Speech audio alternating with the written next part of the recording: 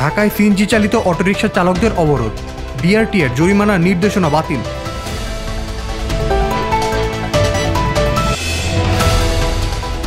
প্রাথমিকের তৃতীয় ধাপে বাতিল হওয়া নিয়োগ ফিরে পাওয়ার দাবিতে সচিবালয়মুখী আন্দোলনকারীরা, পুলিশের বাধা জলকামান।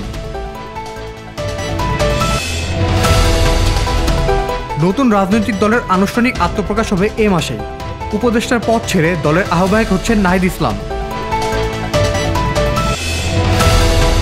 ইউক্রেন যুদ্ধ নিয়ে আগামী সপ্তাহে জরুরি সম্মেলনে বসতে চলেছেন ইউরোপের নেতারা। রাশিয়ার সঙ্গে আলোচনা শুরু করবে যুক্তরাষ্ট্র।